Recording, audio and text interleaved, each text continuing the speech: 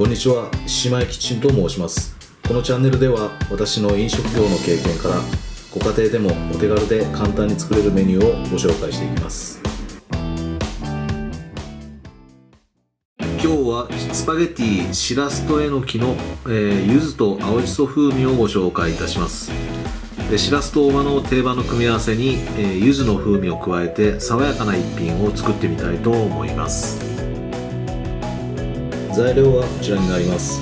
概算ですが材料費も記載しておりますので参考にされてください。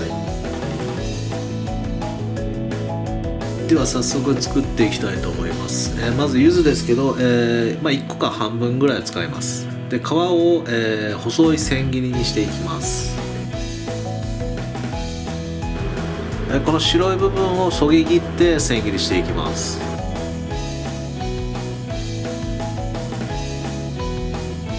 でこういったゼスターみたいなものがあれば、粉状の状態も作っておきます。続いてえのき、カットしていきます。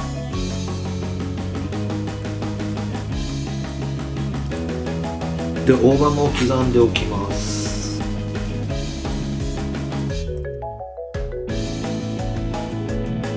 ではフライパンです。オリーブオイルを飾り用のニンニクのスライスを、火を入れていきます。きつね色になったら取り出しておきます。再び、フライパンにニンニクですねとアンチョビ、唐辛子は1ミリで代用してます。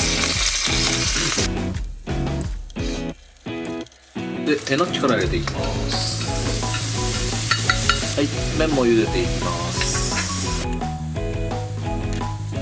えのき軽く炒まったらしらすを入れていきます。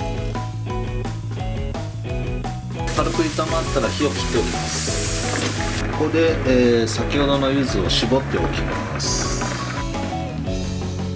作っておいた皮も入れます。飾り用に少し残しておきます。で塩コショウで味を決めておきます。で茹で汁を加えます。再び火にかけて、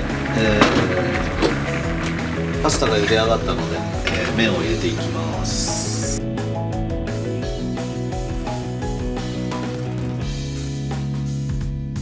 盛り付けていきます。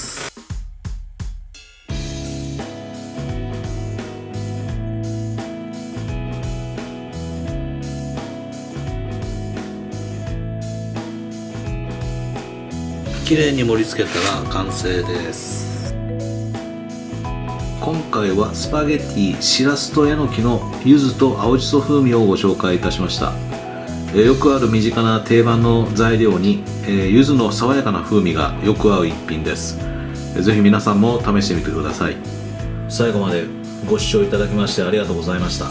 よかったら高評価とチャンネル登録もよろしくお願いします。